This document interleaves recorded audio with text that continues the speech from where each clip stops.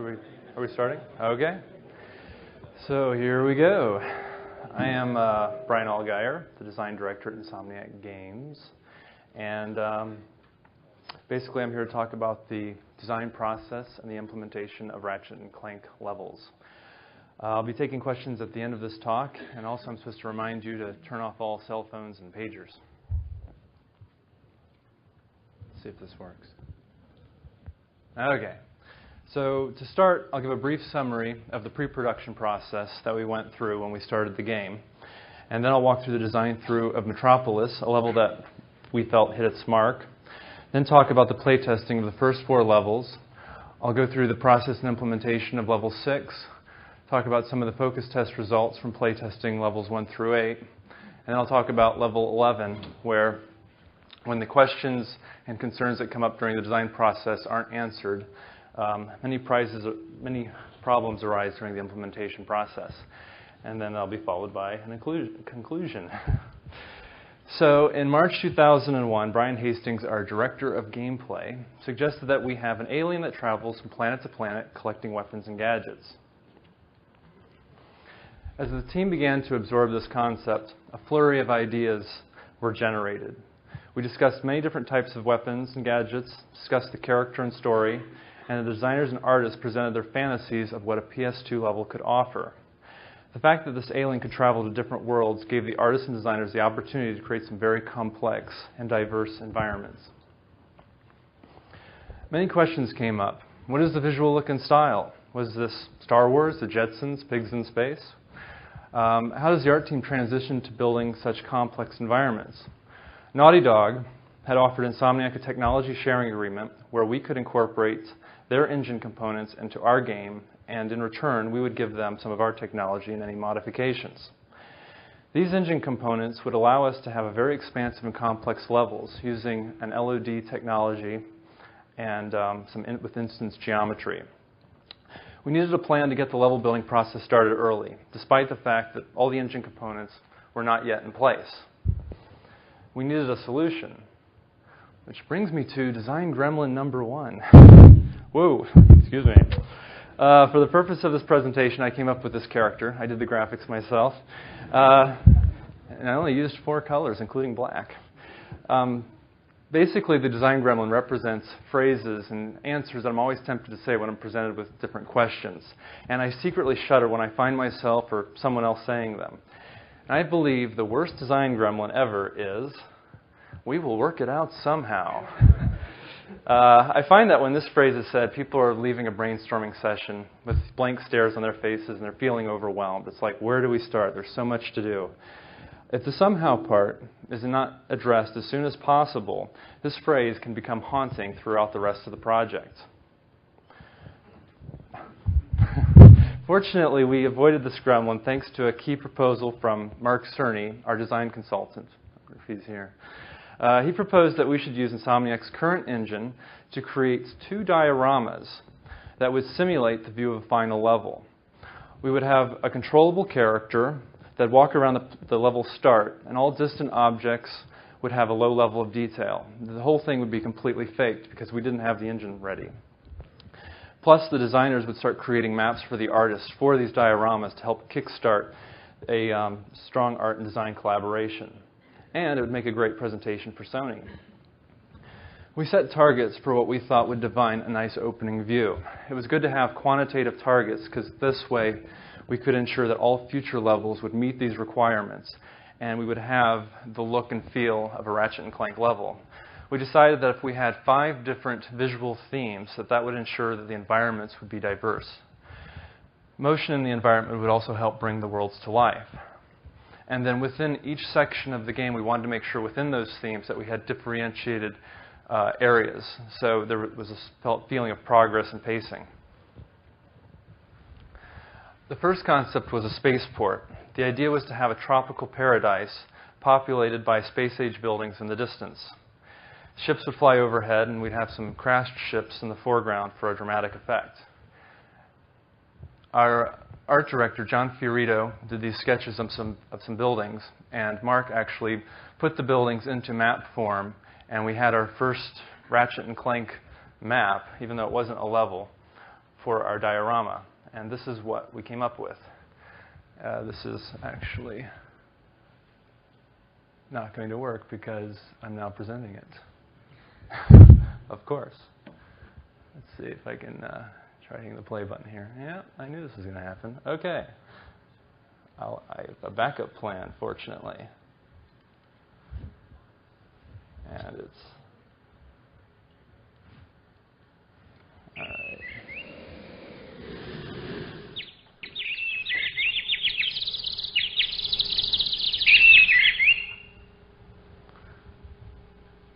Okay, maybe I'll do full screen too. Yeah, you know, it never fails. I've gone through this several times. Okay, we just have to suffer through a smaller version. Anyway, this is all fake. We have the docks, we have the waterfalls, and then the different tropical themes. We had the spaceport structures off in the distance, which everything is all faked. If you were to walk out there, it would be super low-level detail, and the whole thing would fall apart. All right, now let's see if I can make it back to the presentation without having to... Oh, look at that. All right. So our next diorama was Metropolis. And for this, we wanted a very different look and feel from the spaceport. We wanted to have it be more technological, and it would be this thriving city. And then we would also have some various vegetation and plants and stuff to add a natural element. And is this one going to work? No. Wow, it's amazing. Okay. Fun, fun, fun. Let's see if I can try this on for size.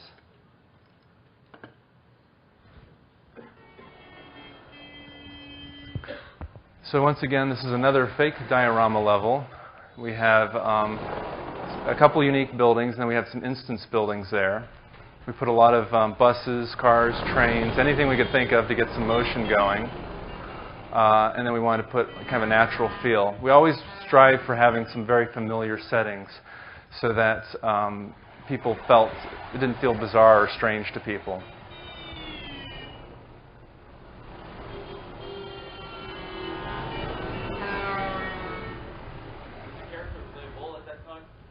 Yes, he was. I mean, he could only jump, and he could have a few gadgets working. And this was about a month into the project.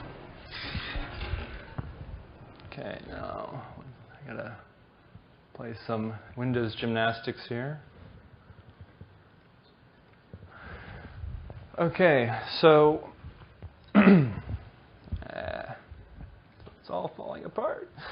Okay, so we realized that to create these environments, it would be an enormous task. Changes in the design process needed to be made. The designers would no longer be working on a single map per designer. We would have to break the levels up into sections, and each designer would specialize in a different task. I was going to work on the enemies, another designer was going to work on all the traversal elements, and then another designer worked on the mini-missions. We also realized that we needed to prototype now because these levels were going to be approximately 2 million polygons, and we couldn't afford to make any mistakes.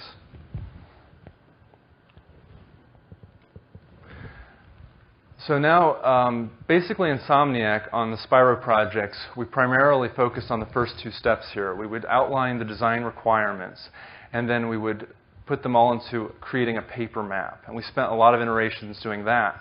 But we really had no feedback. We didn't necessarily know if they were going to work. A lot of the designs were based off of previous levels, and occasionally we'd do a few test levels.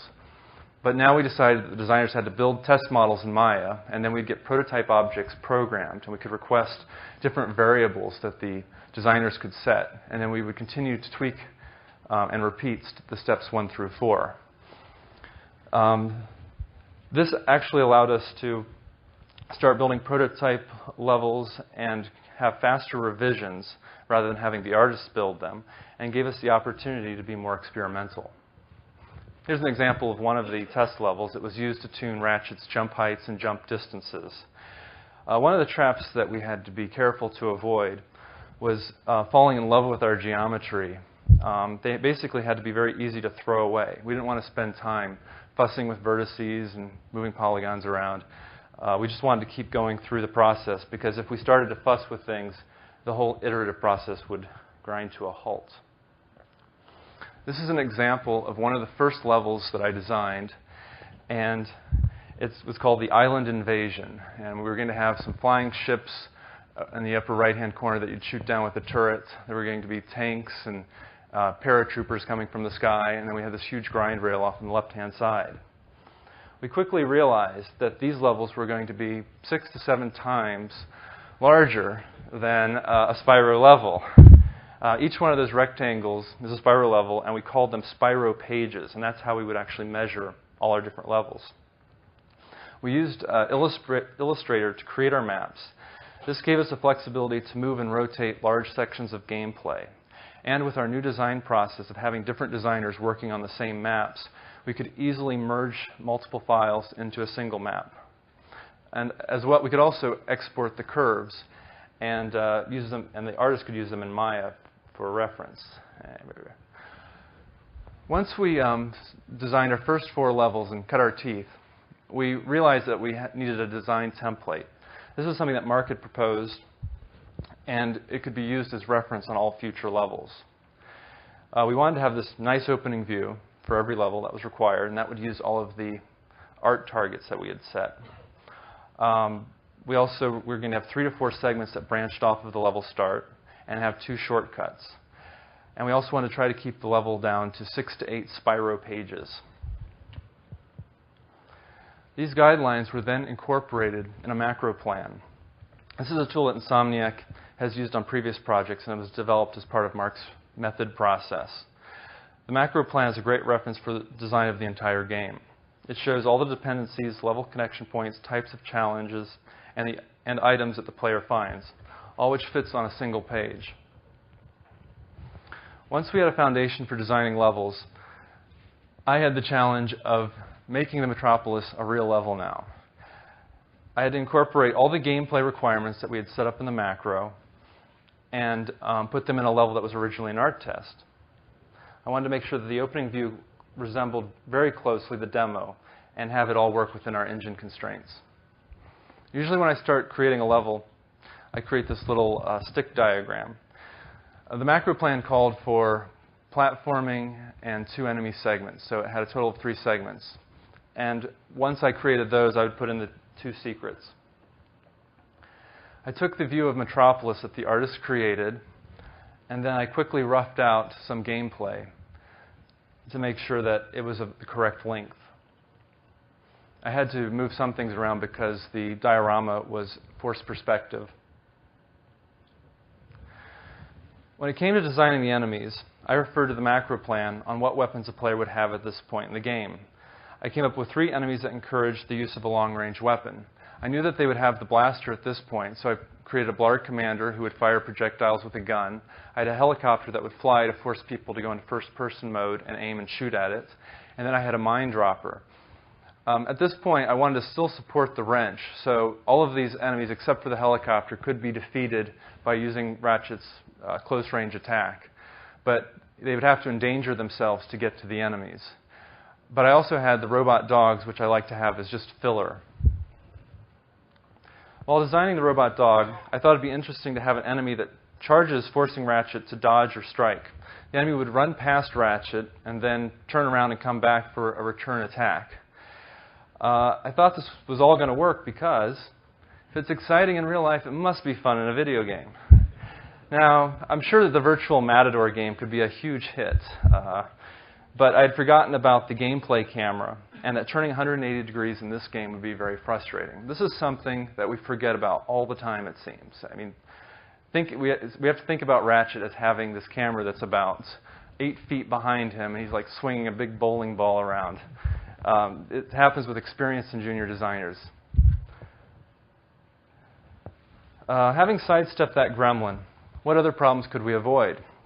The final enemies are 1,000 to 2,000 polygons. They take 8 days to build and animate, and 1 week average to program. With 4 different enemies, we had very little time for mistakes because the programmers would work on the levels for 6 weeks.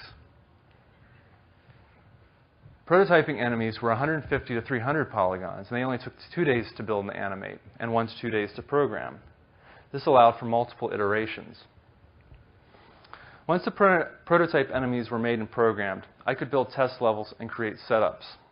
I had some variables that I could tweak, and such as movement speed, shot frequency, and the number of hit points.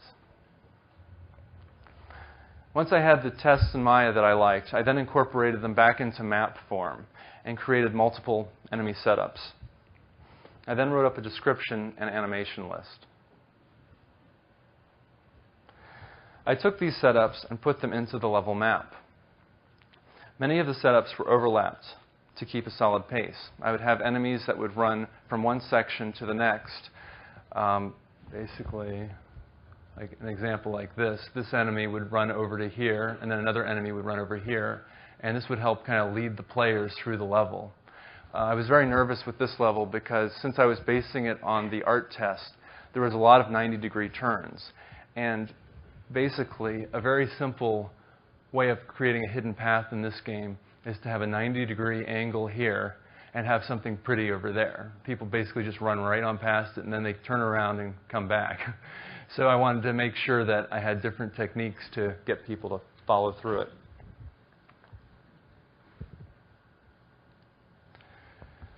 So now that I had all of the essential elements, the gameplay elements, I had the enemies, I had the traversal, I knew that the level was going to work.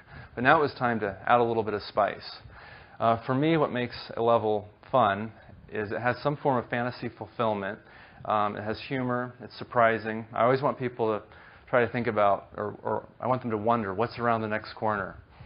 I also want it to be very surprising and have this good pacing leading up to a climactic finale. So then I created a wish list. At the top of my wish list was this climactic fight on a moving train. It would show off the beauty and expansiveness of the level, and it also disguised a shortcut back to the start.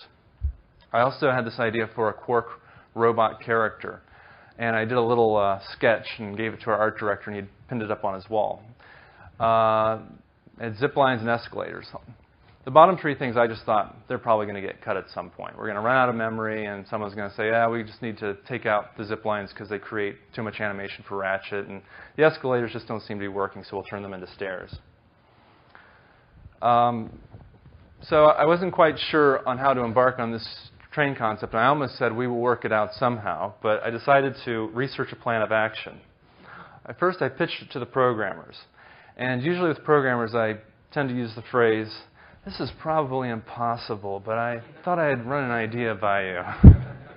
That always seems to help for some reason. So they liked the idea, and we did some experiments. I prototyped moving platforms and soon realized that all the weapons were difficult to use due to a change in velocity. Then I went back to the programmers, and they decided they could do some scheduling for weapons to work on moving platforms. As we started developing this, enthusiasm throughout the team started to spread, and people were getting excited about this train concept. Despite all of this, I wanted to create a backup plan where Ratchet would run on parked train cars and then take an engine back to the start. It's kind of boring, but if worse came to worse, we could do that. So at this point, I was ready to take my rough map and present it to the artists.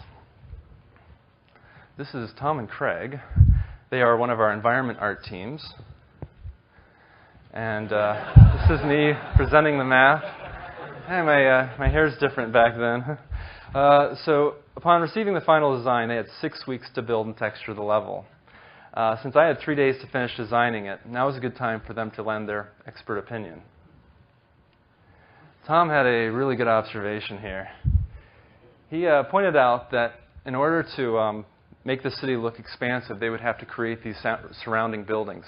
Even though all the gameplay fit within our 7 pages, they were getting really nervous that they'd have to add detail to those surrounding buildings since the train could pass by them. This level would go from being a 7-page level to a 20-page level. Craig seemed a bit concerned as well. He voiced a problem with the level occlusion and that there were some very long view distances that would occur because of these very long alleyways. I told him about my backup plan for cutting the train, but I was very resistant on making any further cuts. I explained that we could instance many of the buildings, and they would fit well within this LOD scheme, that the level met our gameplay requirements, and we could not fall short on delivering what we had presented in the demo. And hey, look at all that negative space. Doesn't seem to help. Then we had a meeting in the parking garage, and so I came up with a few design modifications here. I would condense 2 of the large islands in the platforming section into one smaller one. Remove a building that would require unique geometry. And I created a plan B, which was I would modify the map to allow for occlusion buildings in case we had these horrible view distance problems. And promised never to design a level that size again. 3 out of 4 ain't bad, right? When it came to implementing the design, I made sure to create task lists. This helped prioritize what was required and what essential elements needed to work in the game. Some of the larger enemies had some animation problems, and they needed programming work to address this. That's one of the things that the prototypes didn't help out with, was that we really never tweaked the animation. We had them animating, but we would fuss with everything to the point where it looked awful, but the gameplay worked. And then the train challenge, of course, proved to be a programming nightmare. The fact that I pitched this to the programmers early, though, made them committed to making it work. And then we also ended up doing the plan B, and we added those occlusion buildings. Oh, great. Now I have to... Oh, it's working. Yay. All right. So this is how the level turned out.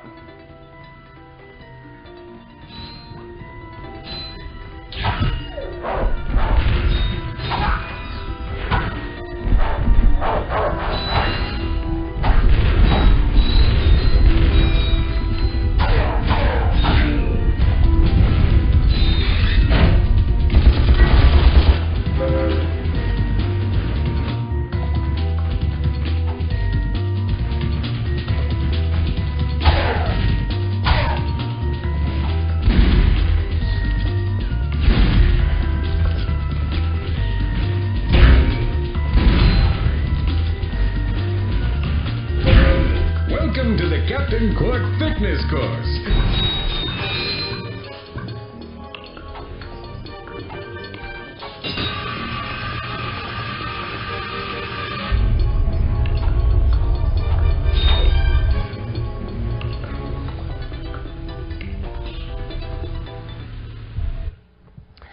So basically, all the elements that I had wanted ended up getting implemented to my surprise. And the Captain Quark, which I thought was going to be just a throwaway gag where players could kind of hit it with the wrench and it would bounce around, ended up being this NPC character. All the escalators, the zip lines worked. And I was really glad that I had shrunk the level down a bit to help make sure that those elements would be incorporated. Okay, now there's a... All right.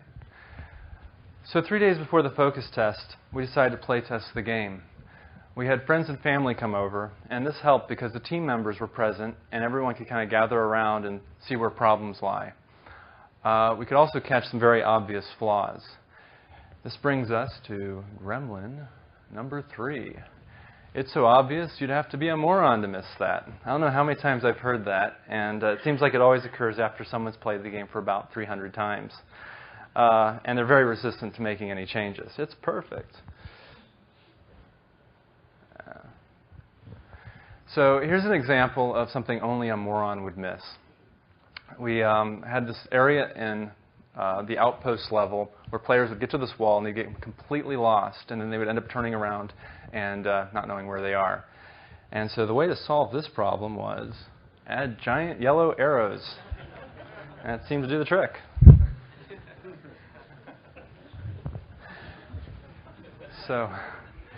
So basically, it's very rare that designers get to watch 10 people play the game for many hours. Observing play patterns was key to refining the levels. The early focus tests gave us the opportunity to do some design experiments as well. We had 2 different play groups. One group had expensive prices for their weapons, and the other group had cheaper prices. Also, one group had a rotating map versus a non-rotating map. This was a big issue that came up, and some of the Insomniac team members thought it was more intuitive to have a map that rotates with Ratchet as the player moves around versus one that's always that doesn't rotate and translates. So this was a good time to figure it out. When it came to interviewing the players afterwards, I felt like it was this courtroom drama. We always had to make sure that we wouldn't lead the witness. We would have to ask questions like, so what was your favorite part of the game? And that gave a better answer than, gee, Billy, it looks like you were having fun at that swing shot challenge. What did you think of that? And they would say, it was fun. So the questionnaires were helpful for finding player preferences, but they couldn't always be relied upon. Here's an example of a typical questionnaire. His most preferred weapon was the bubble gun, which I don't know what that is. And then he also liked the bubble gun least. He gave perfect scores at the bottom, all 10s. One of them, I think he gave a 50, I'm not sure. And he thought the gadget and weapons were just a bit average. So, oh well, who needs those? Of course, for his favorite gadget, he liked the helicopter, and he also hated the helicopter. It was love-hate relationships. Also, one kid thought it needed more bump mapping and lighting effects. I told him I'd talk to the engine programmer on that one.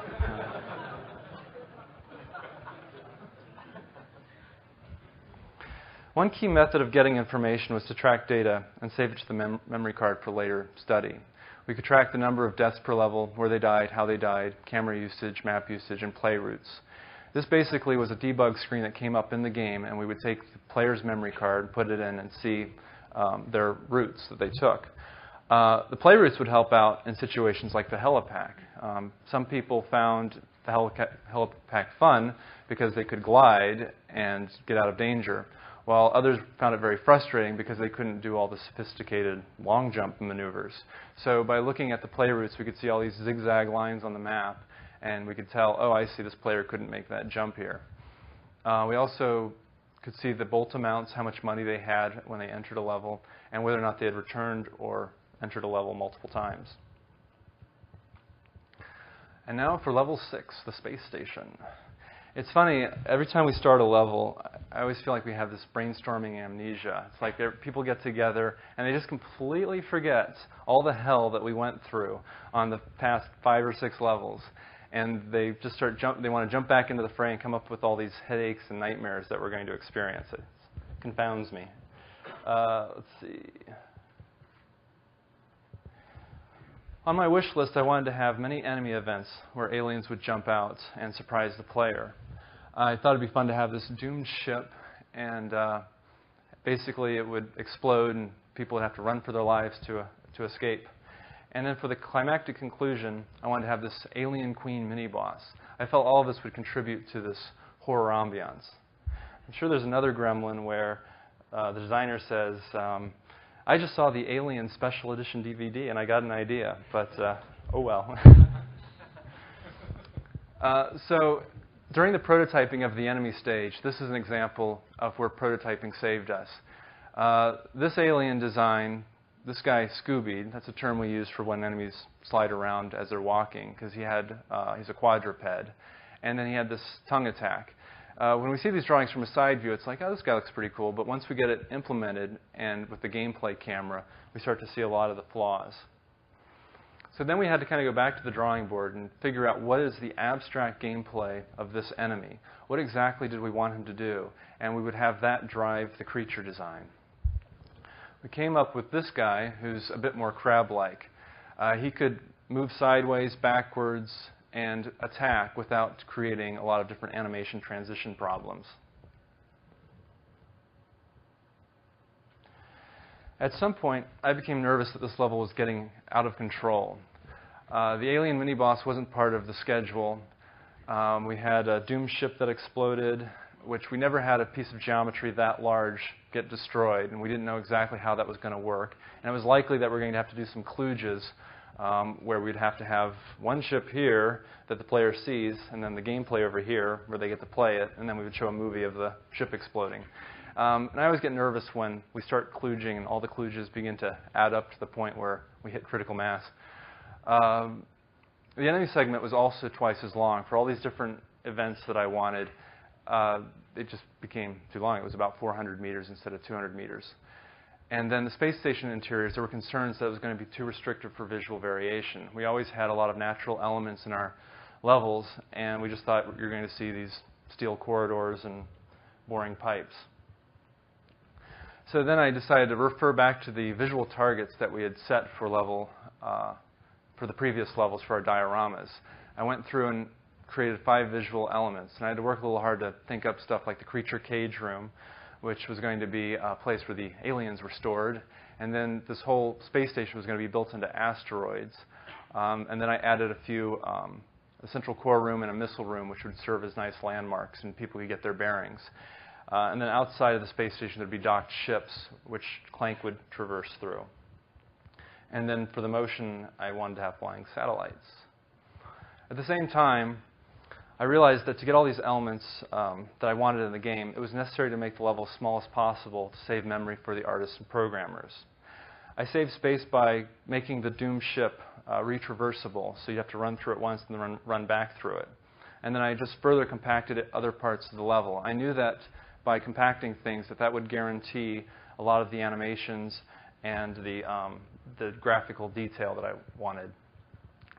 Here's an example of level 6. When I presented it to the artists, they were very pleased with this. It fit within 5 pages, which was 3 pages below our limits. And this allowed them to create lots of detail. And here's how it turned out. And this is going to be rather dark, I'm afraid. Lighting. Oh, thank you.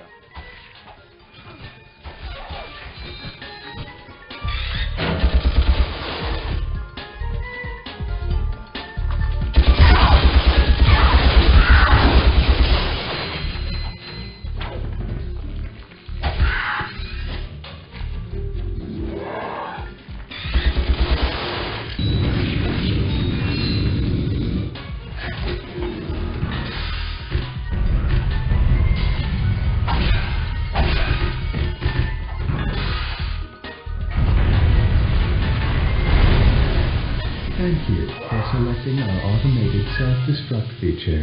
Seriously, I'm not kidding. This place is about to explode. Freak.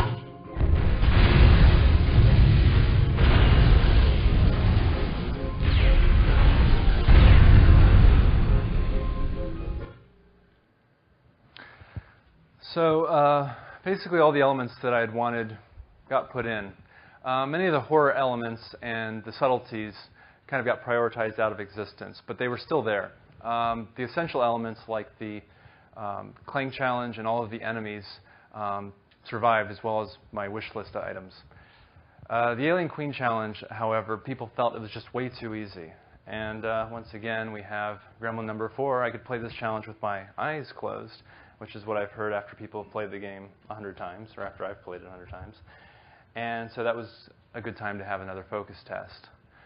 The Alien Queen actually turned out to be too difficult. We found people just struggling with it. We just thought it was so easy, and we just watched player after player die, so we actually had to tune that down a bit. I still think it's too easy, but anyway. We also discovered a problem with the macro design. Players couldn't seem to keep track of more than 3 items in their head at a time. And it was possible for people to get 5 levels into the game and require 6 different things. And we kept having people turn around and say, where's the hydro thingy and the zoomer radar thingy?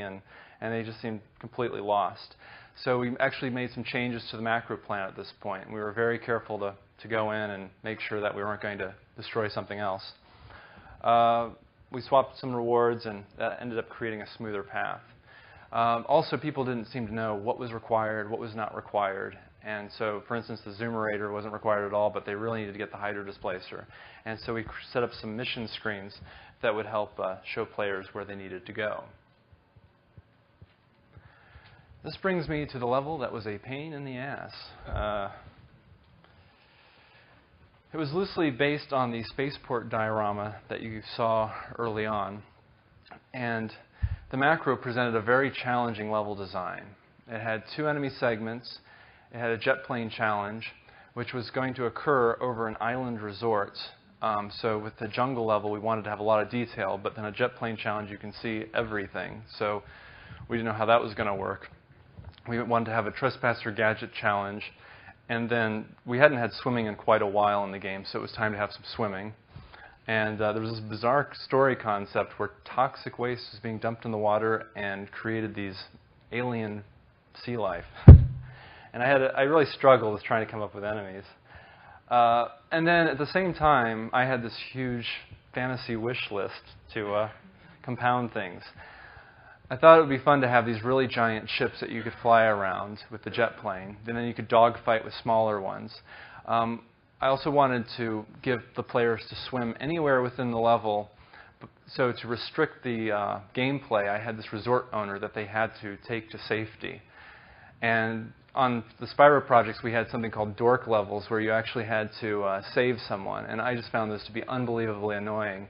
And so with the resort owner, I made sure that he would never die. He just would stop, and you'd have to kill all the enemies in front of his path. Then the large swim area was going to be kind of in the ocean. And then I had a very difficult secret enemy path. Because a lot of our secrets ended up being these really small little caves and stuff. And so we wanted to break them up every once in a while by having a larger section of gameplay. I also thought it'd be fun to have a boat ride challenge where multiple fish were jumping on the boat and attacking. And then there's this sea monster concept where Ratchet would be chased by a sea monster that would be shooting out fireballs, and you have to be dodging left and right on the ship. And I was very excited about this. So this ended up being the map. And to make sure it didn't get out of control, I tried to put it within the 7 pages. There you go. So once again, more questions came up. I was not sure if we could have this jet plane challenge over the jungle, and thought we'd have some occlusion problems. The enemy prototypes just were not working, and they were uninspired. And then we had these 3 story characters that impacted the animation budget. The underwater section ended up, I didn't think of any gameplay for it. And then I was faced with how to address these problems, and I thought, well, we'll work it out somehow. By not addressing these issues early on, it became a very painful level for the programmers. For the longest time, the jet planes challenge was incomplete, and we didn't have any time to tune it. The enemy setups ended up not being that sophisticated. Generally, when I think about the setups, I try to create some strategy for what weapon the player will have and then how they'll face these characters. And all of these enemies just had like a close range attack, and I just threw in more fish. The follow the NPC gameplay was annoying, despite the fact that I tried to fix parts of that. And the underwater geometry ended up being was simplified and compromised for the frame rate problem with the jet plane. And so people got very lost while swimming in this large expanse of nothingness. Then there was this sea monster. And this brings me to the final gremlin. I always get to this point where I'm in love with this idea, and it's like, how do I make this work? And I think forever and talk to multiple people, and in the end I realized that I needed to prioritize and cut the sea monster. But that happened at the, I'm falling apart here. Okay, so this originally was titled, I'm in love with this idea, no one's going to stop me, which a valuable lesson that I learned is having to stand back and learn to cut things. So yeah, this level was a lesson in prioritization. It had many competing elements that were part of an unfocused design and resulted in unfocused implementation.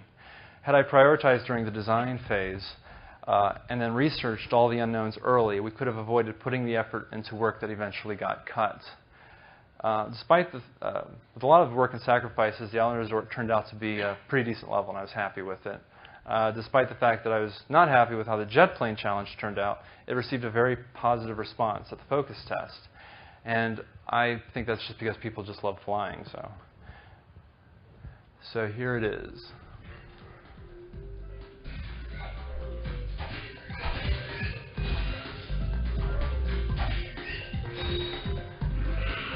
I shudder every time I see this enemy. This is an example of some intelligent AI here, folks. Okay.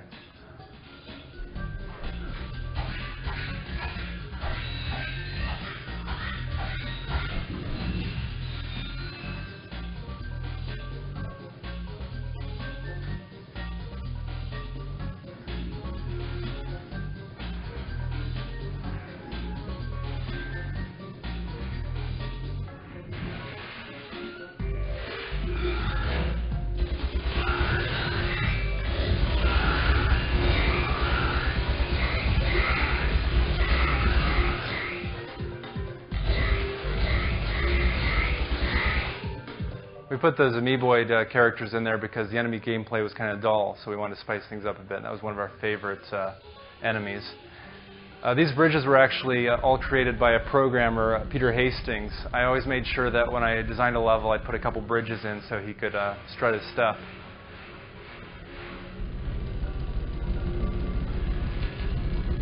This challenge, I'll talk about it in a second.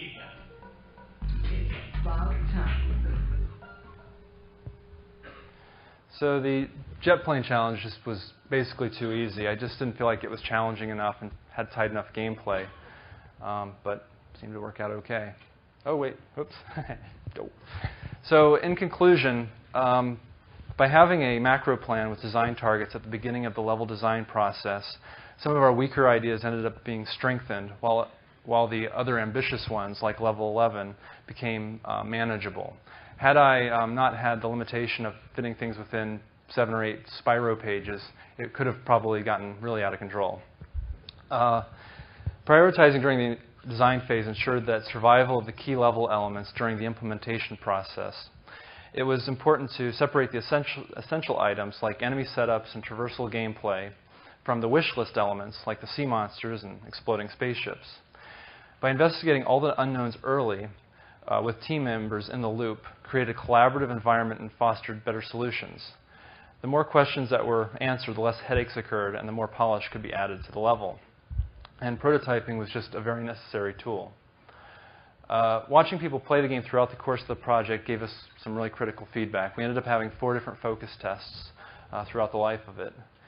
And all of those demos and focus tests encouraged us to, or motivated us to polish the game as we went along. It was very painful because it seemed like we were having a focus test while we were still trying to implement other levels, and we were also designing levels. So we had to be very agile about getting everything to work. So due to following these principles and having a very talented team, we ended up creating a massive action RPG platformer in the span of a year and a half. Thank you for your time, and are there any questions?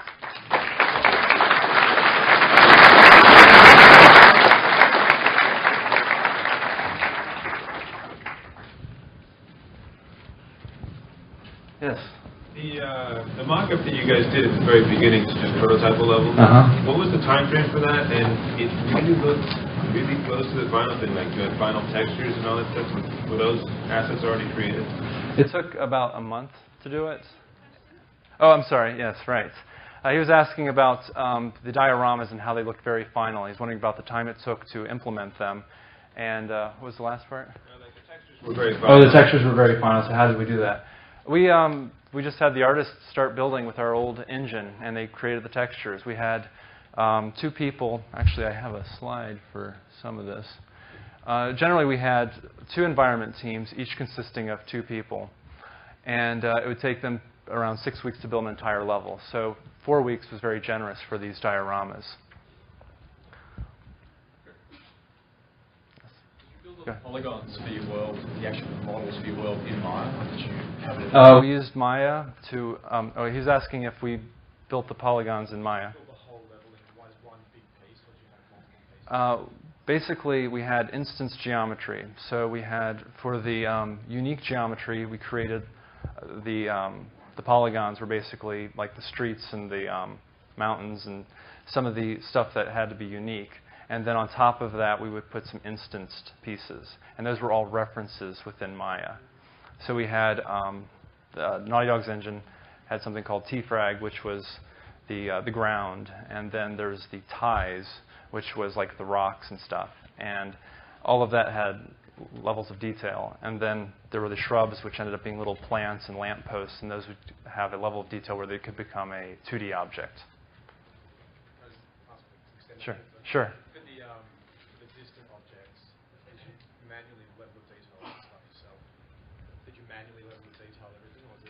It was automated, yes.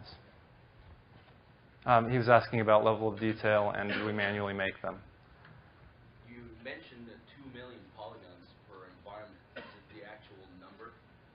Yeah, I talked to the engine programmer and asked him that question. He said it was around 2 million. That includes a lot of the moving objects. But you don't actually see all the time 2 million polygons, right, with the level of detail?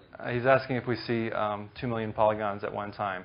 No, we could basically see about 1/3 of the level at a time. Yes? Can you talk a little bit about the makeup of the level creation teams? How many artists, how many level designers? He was asking about the makeup of the level creation teams. Generally, here we had to have 2 environment artists that would focus on a level for 6 weeks. We had 2 to 3 designers working on one level. Usually it ended up being around 2. One person would do some traversal stuff, and another person would do the enemies. And they had 6 weeks as well. And then the character artist would have 2 days to build the character. And then, of course, the programmers had 6 weeks basically to program the whole level. I'm sorry, to follow up. For the gameplay programmers, were those what some places call scripters? Yes. The gameplay programmers were like scripters. But they really they could kind of specialize for that particular level. So we'd have like different enemies that had to behave in different ways, and they would write it in C++. I mean, they were very talented programmers. Any other questions? Did you try and design all the levels at the start of pre-production, or did you take it in turn as each one got completed? He's asking if we designed all the levels at the start of pre-production. No, we had a rough outline, which was that macro plan. So we had some names and some very general ideas, and then we had the specifications of what that level would have, but we didn't have the level layouts. So, next question. Did you have 2 or more teams working leapfrogging levels, like one would get halfway through and then another would start, or? He was asking if we had 2 teams that would leapfrog. We really, it was broken down into 6 weeks increments, and I believe the programmers were offset by about 2 weeks. So the designers would design a level for 6 weeks, hand it off to 2 environment artists, who would then build it for 6 weeks, and then that would be handed off to a programmer. And so by having 2 environment teams and 3 gameplay programmers, we could have multiple levels going at once. Your Illustrator maps, were they actually on scale? Were they at the actual size of like the distances with the run cycle, the jump, or the jump distance from Ratchet? He's asking about the scale of the Illustrator maps and if they matched the run distances. Yes. We measured everything in meters, and each inch was 10 meters, and Ratchet was about 1.5 meters. Yes. Getting all the people in the front. I'll start in the back in a little bit. Go ahead. I was curious. I know one of the things that makes the game seem even larger is the fact that you have to keep going back to previous worlds with new gadgets and things. Was that something you planned from the beginning, or is that something you decided later to? He's asking about traversal and going back to previous levels, and that made the game seem very large. Ted Price and Mark worked together to create the macro for the level, and that was all planned out from the very beginning. So someone in the back here, in the very back, the black cap. How did you find the way to split the level design with 2 other people? He's asking how did it work out splitting the level design with 2 different people. It seemed to work out pretty good. I mean, a lot of times we focus on the abstract gameplay first. We make sure that all those critical pieces are together. And so when we would get someone else's designs, they would basically just let go of it, and the level designer would then have to incorporate that into it. At first, I was very resistant to this idea because I liked to have everything feel very integrated and kind of work as this whole. And I felt that by having different people putting portions into my design, that was just going to feel fragmented. But it really helped because the levels became stronger because we could really just specialize in our own fields. Actually, in the purple shirt. And, to build on that, how did the environment artists kind of divide up the work in the levels or keep that integrated? The question is, how did the environment artists divide up the work in the level? Well, each level was broken up into 3 to 4 segments. So oftentimes, the artist would pick 1 or 2 segments to work on. And so they'd work on the different sections, and then those would be put together. And we usually had a stronger artist who was kind of like a supervisor working with another artist. In the green shirt and orange hair. Did you tackle the levels in any specific He was asking if we tackled the levels in a specific order to get an overall gameplay flow. The first 4 levels that we did ended up being scattered throughout the game. They were probably the weaker levels, and they also needed a lot of different revisions. But after we did those, we started out with the levels in order from beginning to end. And that way, we could have the focus tests, and we could better see the results from them. Oh, wait. You already asked a question. I gotta get someone else. Sorry. In the far back in the green shirt. So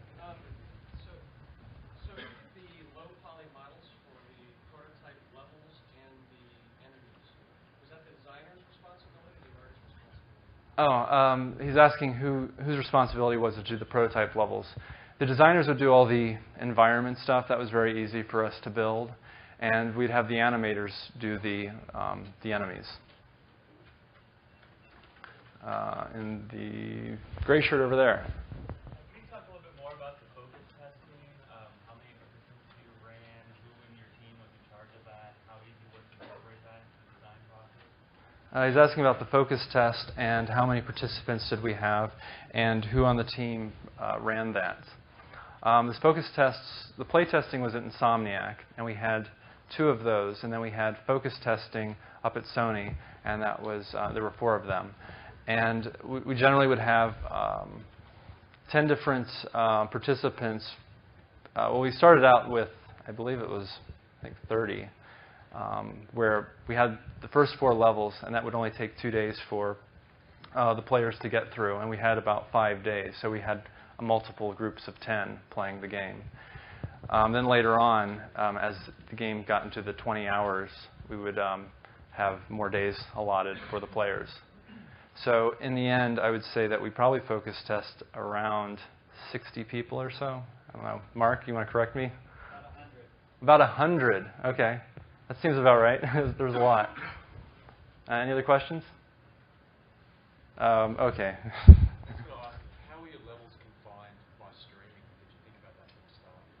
He was asking how the levels are confined by streaming. Are you talking about... We didn't stream any data for these levels. We would stream the animation, the cutscene animations, and the music, and some of the sounds. That's about it. In the black shirt? Question, when you're building a character, does that include the animation time? No, that's just the building time. How many animators did you have working there was... per level, let's say? Here's another slide I got for that. So at the beginning of the project, we had 29 people and 4 animators, and then that ended up being 7 animators. In the very far back in the blue shirt. So you got memory card data from your participants. How did you analyze that data? That was analyzed in debug mode within the game. We could actually go to a debug screen and select which player for the data we wanted to see. And then with the memory card, we could condense and merge multiple players together. So we'd put in a memory card, save it off to the hard drive on the computer, and then keep doing that, and then pull those all back into the game. In the black shirt and distance there.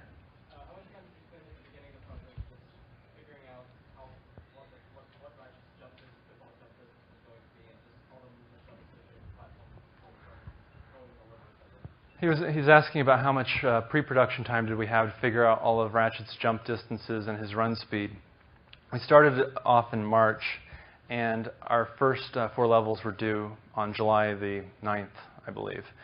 So that's roughly like 3 months, I think. Yeah, 3 or 4 months. And we got the character came together surprisingly quick. We were really amazed at how fast he came together. We'd thought of the idea for him within about 2 weeks, and then we had a working, running character within about a month. Any other questions? Yeah. I'm going to get this guy over here and you next. In the dark gray shirt? Could you talk about the process of designing the enemies, how long you had for each enemy, and what you were looking for while you were prototyping? Sure. He's asking about the amount of time we had for designing and prototyping enemies. Generally, my schedule was that I had 6 weeks to design 3 levels worth of enemies.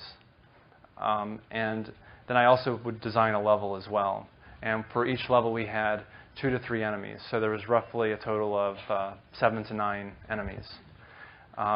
And I would have to get going early within the 6-week period to come up with what they were, and then I would collaborate a lot with the animators, and then we would start drawing up sketches. And then after those sketches, a prototype would be built. Okay, the man in the black shirt kept raising his hand here. How much iteration did you do in 3D, or did the eventual maps actually resemble the original 2D maps that you had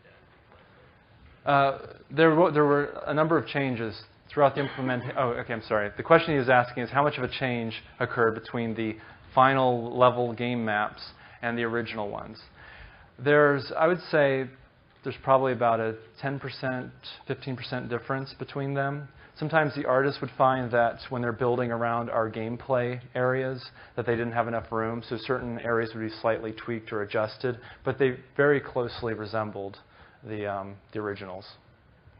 Okay, another question. Okay, you. Yeah. How did the need to go through the game again to upgrade your gadgets and unlock bonuses came? Did it come at the beginning of the project or along the way?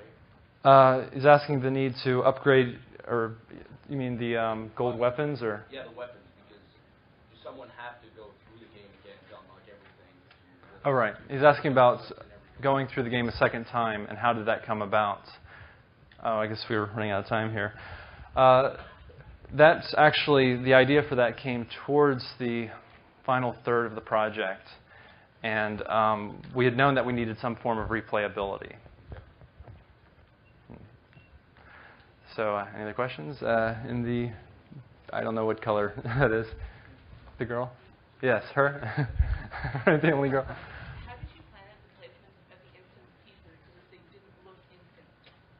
She's asking how we planned out the instance pieces and how they didn't look instance. This was mainly an art task, and the instant pieces could each be resized and scaled, and they could also be sheared.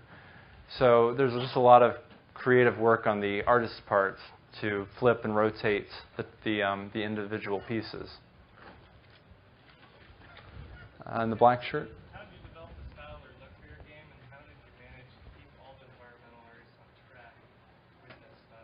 He's asking about how we managed to keep all the environment artists on track with the style and look of the game. John Fiorito, our art director, played a very critical role. He drew up a lot of the environments, and so from him, all of the designs came to the artists, and they would base their wireframes off of that. I guess we got to wrap up here. So thanks, everyone.